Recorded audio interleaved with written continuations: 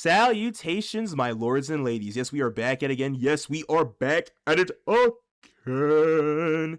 It is your boys, the ones that love movies so much that we would die for movies. Abso-freaking-lutely. It is the connoisseur himself. You know you know me, you love me. And we also got, well, hopefully you do. And we also have the master of the cinema, Lamonchi, with us What's today. going on? What's going on? Yes, sir. Another movie review for y'all, and this one's a good E. Let me tell you something. So, hands down, this is a movie with one of my favorite actors of all time, Bill Skarsgård. You know him from It, absolutely. You know him from Dracula. Wait, no, not Dracula. Nosferatu, absolutely.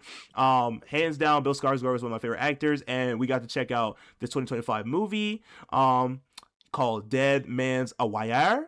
And it was honestly a lot of fun. Spoiler warnings ahead. This review is going to be a lot about spoilers. A lot of spoilers in it. We're going to be talking about Dead Man's Wire. It's going to be a lot of fun. So if you haven't seen the movie, please go check it out. It's honestly hilarious. It's honestly amazing. We loved every second of it. But that is all for my warning. You have been warned. Go watch the movie and come back. But this is the Dead Man's Wire review. Don't be a dead man. Check out this review. Legitly. That was corny, but whatever. All right, Lamonchi, are you ready to talk about this movie? Yes, I am.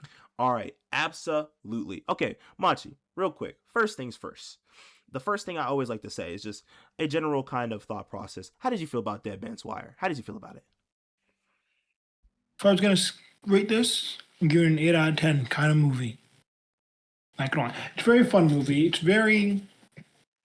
Because obviously it's based off of a true story, right? True. It's an actual event that happened back in the day, and it's staying true to that. It's like, it's just like record keeping, you know? I'm telling it in a very interesting way. And I really like that about this movie, for one. I like how kind of down to earth and in the mental and psychology of the characters we're in for the whole movie. And that was really cool. No, I got you. As for me, I wasn't expecting it to be as hilarious as it was. I was expecting it to be like more interesting, more like philosophical, a lot more like a man like deserves this vengeance. He deserves this justice, and like he's going to find any way to get what is his. And I was expecting it to be like scary. I was expecting it to be kind of like, oh crap, everybody's gonna die in this. But like going into it, it was more just like a real interesting kind of, it was still kind of philosophical, but it was more of like an interesting kind of take on like when a man loses everything, he has nothing left to lose. Like it's literally that. That's like the whole message of the movie for me. Especially also because it was a I true wouldn't... story. Like, hold on, let me finish, Lamachi. Let me finish because this is just my Go general on, go on. take on it. This is my general take on it. It's just the fact that also it's like a real life like kind of story. I do love those kind of movies, especially like we saw Roofman a while back Mhm. that kind of had the same kind of comedic elements that like Dead Man's Wire has. So I thought that was pretty interesting because like I mean both characters are like baking crime in like the most weirdest way possible. They're kind of like a little, they're like they're pretty smart. I will say that both characters are pretty smart and how they like do their like crimes or do their deeds to kind of get what's theirs.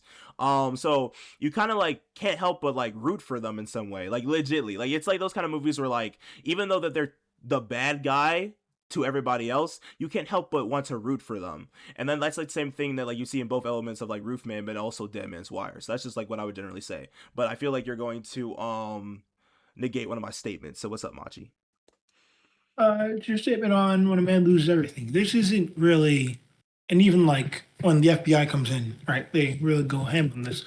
This isn't a man who's lost everything. This is a man who feels insulted, right? Okay, I can He's give a you very that. prideful man, right? With definitely some rage problems, right? But the Yeah, whole problem being is that he came in with an idea and then he feels he was wrongly slighted robbed. Yeah, to robbed. Yeah, he was robbed to a degree, and he decides, let me take action. And that action is a very extreme. It's a very big extreme. And even his action doesn't, you know, go all the way exactly where he wanted it to go, right? Even in the yeah, beginning, he was expecting to, get the actual president of the company, not president's son, right? true. and go on things like that. But it's very much the story of a man who his pride is wounded. It's very much about his pride throughout the whole movie. And you can see how, look, pride generally what's going to drive a lot of even like the worst people. Not like he's a terrible person for what he did. I wouldn't say he's a terrible person. I'd say he needs help. He's a man that needs help, and you got to be careful with how you treat these people. And just like you don't just hit them hard, then walk away and expect nothing else to happen. Something's usually going to happen. No, I got you on that. One thing I want to go back to my point of why I kind of say it's like a man who lost everything, because to his mindset, him losing this deal, especially in the movie, it was like as if like everything in his life was getting worse because of it, and he wanted to get that get back. That's like mainly why I kind of see it as like, even though he still had like his family. I mean, to be fair, the Mm-hmm. only really family member that he really hanged out with and like really like still talked to and still in contact with was Jimmy. People knew him as a guy that like he was like a pretty decent guy. Like you could have a drink with him every now and again. Like he was somebody you could just talk to. But like they always said that like whenever he got mad or even got frustrated, he just became like a person to be reckoned with, like a person like you do not want to mess with kind of situation. So it's just like when this happens to him, it truly like gets him to the point of like, yeah, nah, that's the last straw. This is the last straw. I am going to do whatever I need to do to get my get back. And I respect it. I understand it in a level. I respect it. I get that. Because when you're disrespected like that, you want that get back. Though how he goes about it was not the best idea. Hands down, not really. That's an understatement. It was a terrible idea. Terrible plan. He was kind of just throwing caution to the wind and things were just working out for him because he was I would just say he was a lucky man. Tony is a lucky man. But I wouldn't say that. all right, you want to say he's lucky? No, not in like his plan made complete and utter sense, right? What he ultimately wanted was an apology, right? And his plan was ultimately to put the man who disrespected him in such a way to gunpoint and to really get him to apologize. He was not lucky in even the beginning of it. He didn't get the person he was supposed to be getting, right? His car, right before he went to hitch out his plan, his like key broke Mm-hmm. in his car, right? He couldn't even make it to the captor's car. They had to get into a different car to do that, and so what and so forth. His plan, where is basically he took a hostage. That's his plan, right? Definitively, and even when it comes in with all the police and stuff, like he had them in that room. No one could bust in that room and get the hostage out at all. They had to play to his demands and give him what he wanted and feed him what he wanted. Ultimately, you know, to even enter into that room. And even at the end, the only reason he didn't essentially get what he really wanted was because they didn't say agree to his demands. They made him believe, yeah, we're giving you what you want, and then they, took him into custody. Okay, I can get that, but the reason why I'm saying he was lucky is because of the fact that hands down, because for instance, Darcy Montgomery, Billy, shout out to Billy from Stranger Things, Richard Hall Also, because the he Red plays. Ranger. Oh yes, that is true. The Red Ranger from that legit dope Power Rangers movie, bruh. I still remember that. What was that? What was that one scene? It was like the one with like the using the forks. That was lit. That was lit. But going back to Dead Man's Wire, he plays Richard Hall. Now Richard Hall legit starts imagining like all the crazy things that could happen, and literally, I'm not even gonna lie to you. If this stuff happened in this day and age, like Tony probably would have been either sniped by now, or hands down, they would probably have either broken in, Oh, they depending couldn't on. shoot him. I, They they couldn't shoot him. they There's could, yeah, the I know. window was. Let me hold on, Machi, 1 second. I know that they couldn't shoot him because of how he was playing it out. My point is that in this day and age, they would either have decided probably that depending on how volatile Tony was, they might have just made the choice they could break in and just see if they could handle the business without any casualties. But if there was casualties, then that would just be collateral damage. Like legitly, like it's gotten to a point. So I'm glad that like back in the day though, there was more like procedures and stuff like that. But legitly, like this could have gotten a lot worse. That's what I'm saying, that it was lucky. Like he planned it out. I will give you that. Like it wasn't just luck. He did plan this out, but to be fair, he was expecting Richard's father to be there, but he was in vacation, so he had to then make up and kind of bring up from there. Also, because he kind of even forgot, he couldn't even remember where his house was. Like Richard had to tell him where his house was, and then also when he was trying to like plan things out, to try to get his message out, that didn't really work until he was able to get in contact with Mr. Temple, the radio supernova that is himself, Fred Temple, played by Coleman Domingo. Love him. So it's just like all those things kind of played out that he wasn't really expecting to play out. And that's what I'm saying, that there's a little bit of luck in it. Because even though he does at the end get played, he ends up leaving and getting acquitted because they just rule him as insane. And that's, I'm not gonna lie, that was a lucky thing of the draw. Because to me, honestly, bro, if they actually took a little time to do more research and see that he really planned this out, yes, insane person, but a very articulate, intelligent, insane person who should have been behind bars, legitly. That's what I'm saying. There's a little luck to it. You gotta admit on that. There was a little bit of luck to it. No. So let me go over that. First of all, Okay. right, the whole idea of could they break in effectively, Yes. not knowing what we know, right? So we have to look at it from their perspective. Could they have broken in? Yes, they could have broken in. And the second, if they didn't bring a bomb specialist in to, maybe inch that door, right? And then unhook the bomb, then if they did that, they would have been able to break in. If they didn't do that, though, and it also depends on, do they know when he's distracted, not talking, when he has a gun to the, man's head? That's the whole reason they didn't just bust in that door and try and get him out the situation, right? It's a lot of it. It's based on things that we know. We know when he's sleeping. We know when he's not specifically holding that trigger, that dead man's wire, to Tony's head, right? But they don't know. So that's not really luck on the part. That's them just, being cautious, doing their job as they're supposed to be doing it, right? When it goes on to the whole idea of getting his message out, that was never part of the plan. Him getting his message out was never part of the plan. Like, he didn't plan to talk to the public and get that out. He was asked if this is what you would like for now, just to get him talking to somebody. And that's what the police came up with, to get him to talk to somebody. Hey, he doesn't want to talk to us anymore because he doesn't feel like we're listening to him and doing what he wants. So, but he likes you. Anchorman, please keep talking to him for us. So maybe he'll pass things through you. He keeps talking to you. He feels in a good mood. That's what they wanted for him the whole time, to make him feel good, which was the whole point in how they were trying to, extract their hostage. If he's in a bad mood, this hostage's life is in even worse danger. And us talking to him is not really, making him happy right now. He's getting even madder every time we talk to him. Right? That's why he was talking to the DJ, right? Yeah. But even that point where he gets a story out, it's because he gets a story out. And this goes a bit to, the audience, because especially at the end of the movie, it's because he got his story out through the DJ that he was acquitted.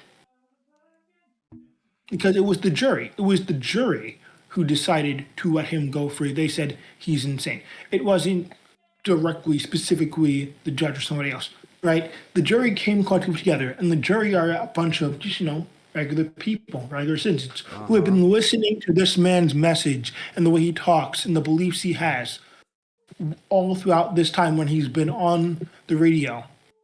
And it's because they've been listening to him and they believe they understand him, or even that they empathize with him and agree with the things that he was saying about how he feels cheated, that they go, he's insane. Let him off on insanity because we like him, because we agree with him to a certain degree about what he did when he did. If he didn't speak on that radio, he would most likely have been, gone to jail. Yeah, but that's what I'm trying to say. To go back into my point of it, because I don't agree with you on some of the cases. Because here's the thing, right? The first thing you said was that he wasn't really planning on getting his message out. That is not actually true. When they were giving him, because his whole point when he was trying to tell Richard was that the fact that he wanted, one of the main things he wanted to do was he to wanted show them to know. know he the wanted truth. to show everybody that, hey, these guys are dirty and stupid, and they did this terrible thing to me. That's what he wanted them to know, but not to the degree that he does it on the radio. Yeah, but he show, got lucky that through was that. But Machi, hold on one second, because that's not luck. That's not wait, luck. hold on, but Machi, well, just 1 second. because I let you get your point out real quick. That's why I'm trying to get my point out with a little bit of the luck thing. So just 1 second. To say this, yes. All right. Yes, he was not planning to get his message out to that degree, but he wanted people to know this kind of situation. And to be fair, when he got into contact with Coleman, he made this is what I'll say. He interacted first, right? He interacted first. It's not like they Mm-hmm. came to him. He interacted with them first, right? You could say that, right? And the fact that they wanted him to actually have Coleman, the police actually wanted Coleman to like talk him through and all that stuff, right? But in between all that, the fact of the matter is, and this is what I just want to get to the point of, right? The fact of the matter is, to go on this point, when Coleman talks to him, he was not getting the play-by-play by the police. He was not getting this. He got lucky in the fact that the kid that listened to this call and told him, because Coleman was about to leave. Coleman was about to leave. He was about to go hang out with his wife, right? The fact that the kid told him and he timed it, because to be fair, that's a lucky kind of timing. The fact the kid got the call, was able to get Coleman, like stop him at the door, tell him what the situation is, and then for Coleman to then choose it of his own accord to then answer his call and then have the conversation they have, and then that led him to the end getting in contact with the police. That was, to be fair, a luck of Tony. And the other parts of my point with Tony, Right there. I don't think it's lucky that a man who's on the news called into a radio, place, and then the host was all like, even though it's closing time, I might want to talk to this very famous man who's currently doing illegal things on the news. That's not lucky. That's just, the lucky part of it is the time. not lucky for him specifically. It's definitely It's not lucky lucky for for Tony. him. It's definitely lucky for Tony. Not for Tony. It's not lucky that the man, that this entertainer, It's not lucky for sees Fred. an That's not my point. opportunity to entertain. Yeah, that's not my point. Luck. That's just. That's not my point for Coleman's luck. I'm just saying it was lucky for Tony in that situation that it I don't happened. think it's lucky for Tony that situation happened. I think. All right, then it's agree to When disagree. you go on luck, right, and when you go on luck specifically, right, you're saying it's lucky. It's lucky that because he talked to him, that you could say that led to him being acquitted at the end, right? That's what I would say is lucky for Tony. That he didn't go to jail at the end for his crimes because he talked to Coleman. But I don't think it's specifically lucky that another person, like for instance, if you see someone drowning, that you pick them, someone else sees you drowning, and they go and fish you out. That's not lucky. That's Well, actually, to that's be just fair, a normal how response. you present That's a that. rational response. No, because how do you present? Because the way that you present it, that's normal response. But here's the thing, right? So you're out in that lake. It's foggy. It's like there's like no point of view, but somebody's still able to see you while you're drowning, and it's foggy, no peripheral vision. That's lucky. No, but I'm saying that. I'm saying it. why I'm saying it because there are headlights all over this man right now, and it's not lucky that a person who runs a show saw, oh, hey, this man who is very famous right now is trying to talk to me. Let me talk to him. I don't think that's lucky. One thing I will say, though, too, around the time when Coleman first talks to Tony, to be fair, yes, it was getting promoted, but it wasn't as heavily promoted because the guy that was telling Coleman about it had to literally explain to him a little bit what was going on. Coleman wasn't very much. Coleman knew what happened. He said, this is the man that's on the news right now in the hostage situation. Coleman went, you lead with that then, you idiot. Well, because Coleman already knows about that to a degree. Well, okay, but the guy, when he was explaining it, he was telling him about the thing, and he didn't really recognize it. That's what I'm saying. Like, he wasn't like he didn't, because he was all like, yo, this guy's, he wasn't using specifics. That was the problem. The second he get a single specific, Coleman was like, there you go. Then you lead with that. Okay, then you lead with that.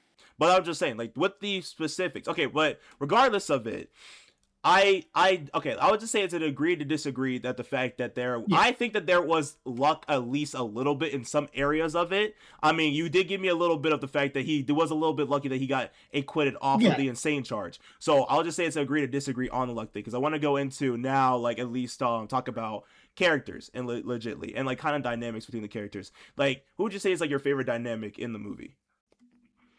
Obviously, it's Tony and Richard. Okay, but I need to get your 2 cents, Machi. The people need to hear your opinion. Tony and Richard, I really like. Well, obviously, it's because most of the movie is generally spent with them, obviously, but it's also the fact that even in this terrible situation, that Richard can keep his head up, try and keep on going, and even like when he's talking to his father on the phone, his father is being so unreasonable and won't even apologize or even say sorry to help out his son. That he's all like that. Tony can look at him and be like, I'm kind of sorry about that, dog. Yeah. That ultimately Tony is like, I'm not gonna really go hard to the paint on this, apology business because it's not happening, and that sucks. It doesn't even suck for me. It sucks for you, Richard, as well. That your father won't apologize to save your life.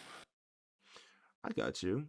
One thing I would say for interactions or just like people that like interact within the movie, I would say it's just two styles. I'd say for the first style, it'd be like Tony and Fred. I would definitely say that was my top 10. Like that was my favorite interaction in the movie, especially because like Tony had a story to tell. And honestly, having Fred, because Fred was he was like one of the most popular station hosts ever. Use the station for that Yeah, like town specifically. yeah. He was like Or is it the state that no, only gets him? It's either the town or the state. it was surrounded by the state. Like yeah, legitly he was he was like one of the main man on the station, like main mans of station, like radio. Yeah, he's so the it's just most popular. yeah. But going back to what I'm saying, it's just the fact that like legitly in their conversation, like Tony had a story to tell, and it just to me it just felt like how they wrote like Fred's character.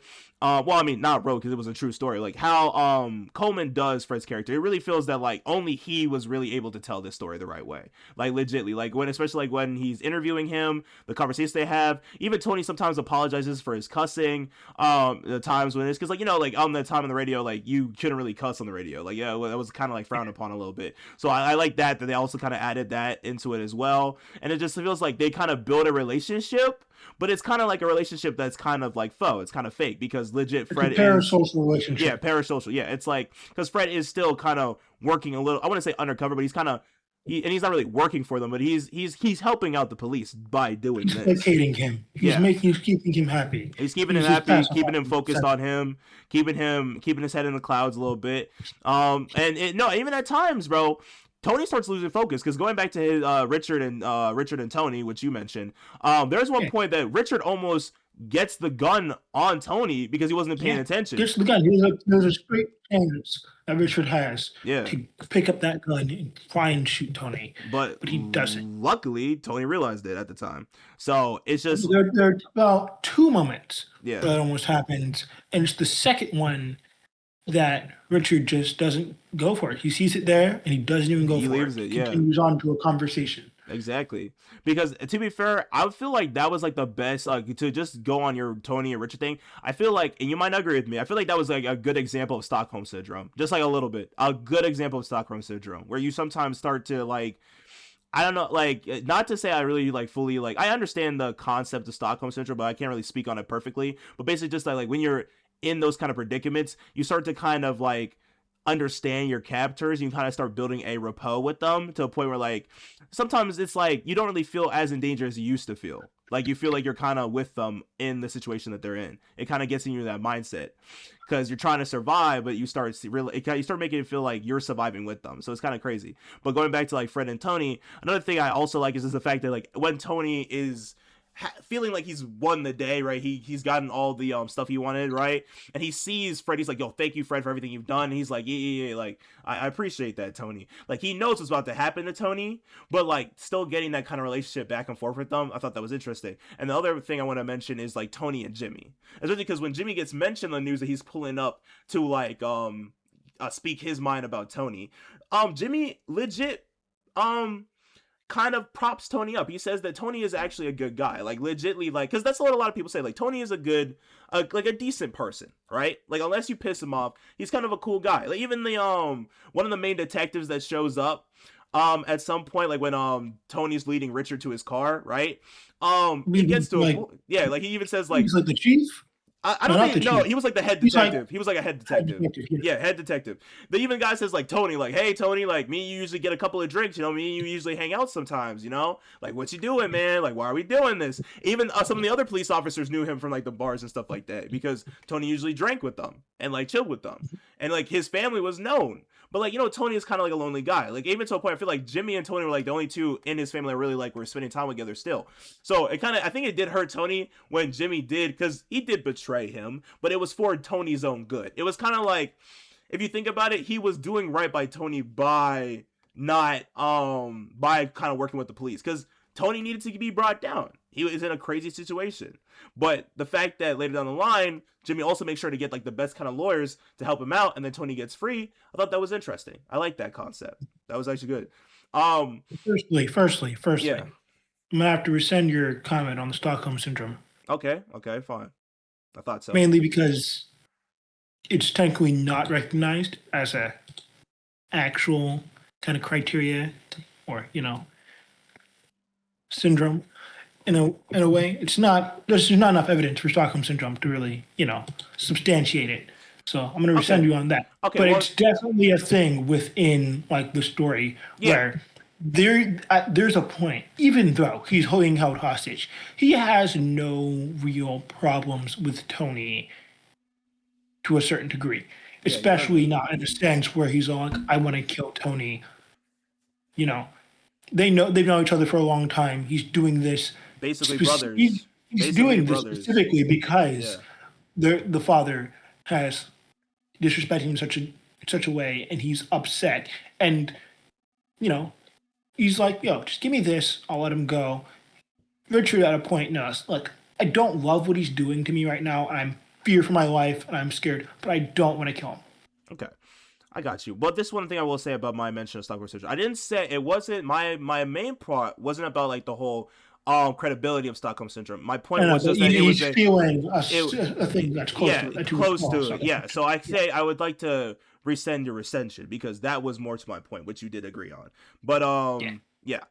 I think like the last thing I just really want to mention is just that like I feel the ending really was the most interesting fact about how the story between Tony and Richard ends. Like I say, like that was like the most interesting thing because after Tony gets like acquitted, he gets free, like on insane charges, right? Later down the line, Richard's life goes from great to worse.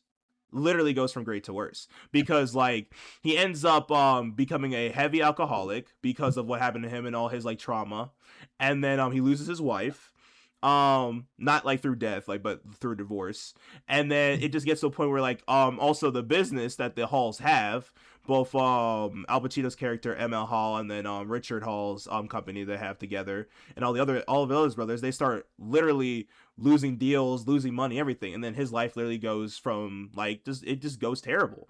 So the last time that Richard and Tony see each other is because Tony ends up going to this bakery, right? That he loves this bakery because they have these what was it, muffins? It was like these muffins. Oh, it's Richard. So Richard goes to this bakery. It was Richard's. Yeah, you're right. Tony, because Tony mentioned that about in the beginning of the film. You're right. And he's all like, "No, I'm going for like less sugar in my muffin." You're right. You're right. Here and I get sugar-free muffins. Sugar-free muffins. Yeah. What kind of muffin was it? It was a sugar-free blueberry, wasn't it? Blueberry. Yeah. It was a blueberry muffin. Yeah, but okay. Thank you.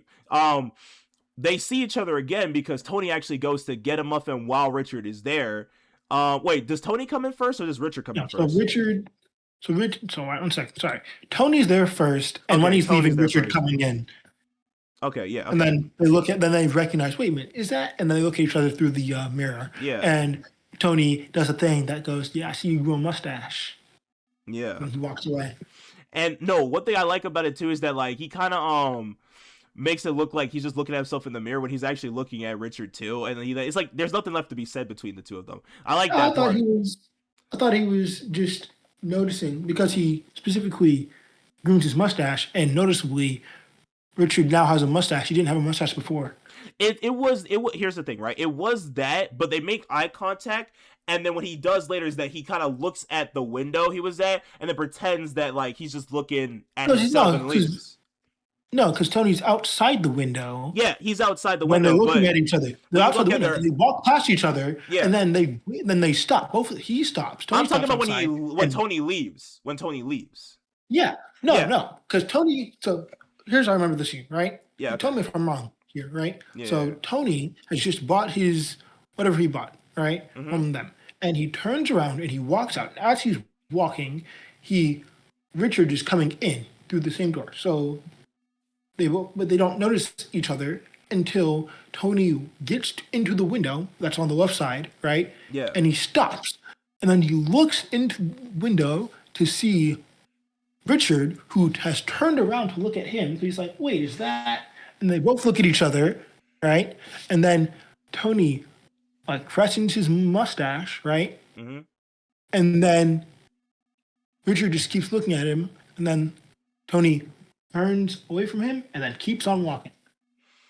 Okay, I got you. What I remember is that like so Tony's there, right?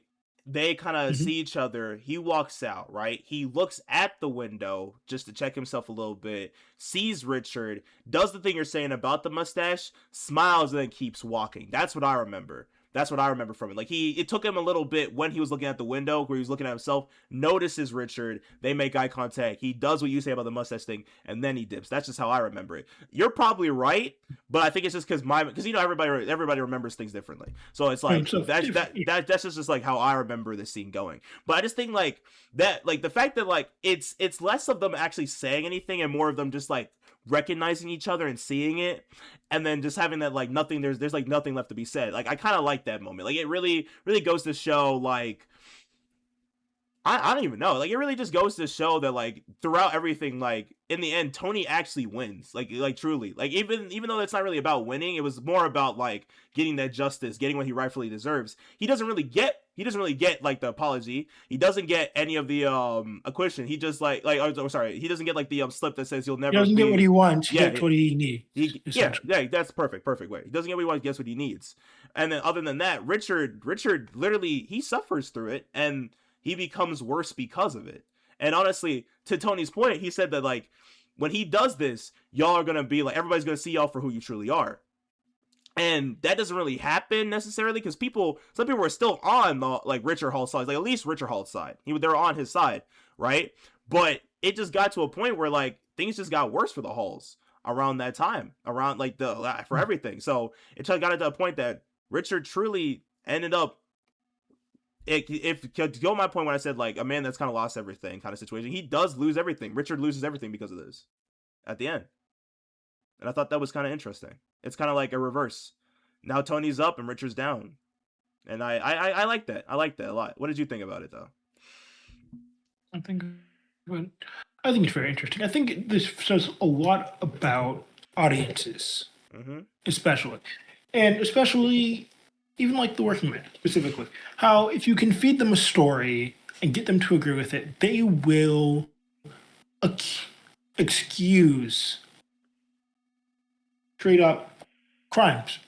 That's a straight up crime. What Tony did throughout this movie is straight up. He just took a hostage. That's a crime. Yeah. Held a man at gunpoint against his will for days until he got what he wanted. It's very much the thing you would say, this man, he's throwing a tantrum And to get truly what he was. wants, right? And then he's rewarded for it by the public because the public believes and thinks that his tantrum is justified because of what he went through. That's very interesting. I think especially why this story was needed to be told today, right? There are a lot of people who didn't know about this, and to come and see this movie, know this was a real thing that happened, and that this is how we ended it. We, the public, got we get final say in what happens to this man. Who we've been listening to and hearing story throughout, and we said let him go free. He threw his tantrum. He didn't get what he wants, so let him go free. That's what we said. It's interesting. I think it's interesting to see what people would say about this today. Would you still let this man go free? Would you say maybe, send him? Because even at the end, they said, yeah, we'll let him go free, but he has to go to like therapy, I believe, right? Yeah. And then Tony, yeah, Right? no, you're right. Yeah, you're right about that. And then afterwards, like, they had to but Tony didn't want to admit that he was crazy because he to him he wasn't crazy. Anything he did wasn't insane. So like he And had to stay Tony, longer. so he Remember, they goes did just say he against had the to stay longer. longer. Yeah. Yeah, which I thought that was interesting. But no, I do understand your point. It really is like the fact that like it's like public opinion, man. Just like how the public sees you, and like literally the power of the public kind of helped him out in the end too. Like it was like it's just crazy. It's crazy. Any last things you want to say about the movie, my man? No, not really. We could always talk about, what is it? Who is it? Linda Page. Oh, that's what I was about to get into for my last thing. that was like Yeah. the last thing I want to mention. It's Linda, very interesting yeah, how this movie talks on the power of reporting, or absolutely, even just people who are desperate for work and who want to, especially because a lot of this movie is about yeah, how media, things didn't work out for Tony, right? And it's how desperate people are desperate for work and how that desperation can lead to some very incredible things. And even what Linda does throughout this movie, how she interviewing Jimmy, I believe she's the one who interviewed his brother first, yeah, right? When his brother felt like I haven't been heard, I'm not being seen in what's going on here with my brother, and now she specifically getting a lot of the things she got furthered, you know, yeah. for this whole kind of narrative, which is very interesting. One of my best things is because okay, how because especially how Linda was running it. How do you say the actor's name? I'm gonna mess this up. My apologies, but it's like I think it's I Mila. Oh, really? All right, cool. I got you. don't know. I'm just guessing. I don't know. Because I think it'd be like Mahala because like of the Hold on. Yeah, apostrophe. Yeah, it might be Mahala. Yeah, but one thing it reminds me of is like if you ever seen like the movie Nightcrawler, it reminds me of that because especially like because the yeah, like the known man on like the news station, right? He never really gives like the people who are out on foot, right, the biggest kind of stories. He never does it. He always promises but never does, and that was like one of her main points, right? So when she was near this scene of like Tony doing what he was doing, he was like, all right, good work. Like even the main newscaster was like, good work. Now tell me where he is, and I'll take it from here. She was like, you're gonna find out where he is when we get there, and you'll see me on the channel news, because she knows for a fact the minute she tells him where he is, he was gonna take the story away from her. So she had the drive and the dedication to go there herself, get that work, get that job in, and do what she needed to do. And she became the top reporter on that scene in this scenario, and I love that just hungry for that drive, like hungry for that just responsibility to the put out ambition. his ambition to put out Tony's truth. To even a point where she interviews Jimmy, because I feel like not a lot of news reporters would have done that. I feel like most of the news reporters, like, because there was a distinction between whose side you were on. You were either on the Hall side or on Tony's side, right? And Mhm. newscasters were kind of getting into like kind of like how you'll have like Fox versus CNN or like MBSC or whatever you say it, or like the other newscasters, ABC, all that stuff, right? They're all kind of like they all kind of talk about the same thing, but they all have different kinds of points of view. So, but like hers, how she wanted to center it, she wanted to center it around Tony's story, and through that, also kind of helped him get more of the public's point of view of his side, and I like that. So, like Mhm. honestly, just a point, like I think that Linda's character was very prominent. Like I'll say, like Linda, Fred's character, Richard's character, and even Jimmy at some points, like all were heavy players in like the reasoning of like why Tony was able to get so like in the public's view, and it kind of worked in his favor at the end. Like I thought that was pretty interesting. Like I think that this movie was done well. It reminded me a lot of Roofman. We went to see that with Channing Tatum. Like it gives off that like you always like you sometimes you just want to root for the underdog. Like legitly. Like, it felt like it felt like a twisted underdog story, if you'll give me that. Like it did feel like that. So yeah, I think that was pretty good. Um but let us What would you know. give it out of 10? Huh? What would you give it out of 10? Oh, I forgot to say this. For me, I would give it like a. Ooh, that was a voice crack. Um, Probably like a 7 out of 10. Honestly, like I really enjoyed the movie to the point because it was because like I said before, I wasn't expecting it to be funny. It was hilarious. Like top three moments for me was when he's talking to Al Pacino's character at ML Hall, and he spits him with like some philosophical like response. He's like, well, he says what he says, but we're just gonna like lower it down a little bit. He says, "Screw you and your riddles, old man." Or when he's arguing with when Tony's arguing with Richard when they're driving in the stolen cop car, because he does steal a cop car, my lords and ladies. He literally he's driving and then Richard's like, "I know where your house is. Like it's literally like your apartment is. It's literally like on that right." He said, "I know where my apartment is. I know where my apartment is." He's like, "Oh wait, you're right. We do have to make this turn." He says, "I apologize." He literally apologizes for yelling at Richard while they're in the car, man. And then like I think like the last bit is just like when he's like up at the stand and he's kind of like, "Yeah, like let's go, like I got what I wanted." And then he literally starts getting jumped. He's like, "Wait, no, you liars, you animals, yeah."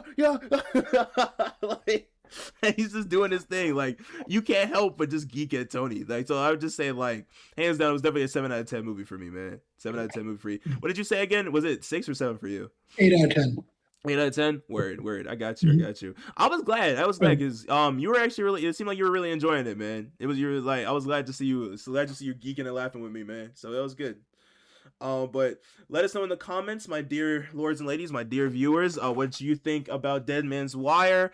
If y'all want a movie like Roofman, then like I said, like Dead Man's Wire is the movie to go check it out. If you haven't seen Roofman, go check out that as well because it fits the same vibe as Dead Man's Wire. Let us know in the comments who you thought your favorite character was. Let us know in the comments what y'all felt about Tony's situation. And just let us know if there's any movies y'all want us to check out for y'all to like go over and review because legitly we love movies, we love watching them, and we love talking about them. So please just give us some more movies to watch. We love it. We'll have more movies for y'all across the span of our lifetime. So just thank you for listening. Peace. Bye.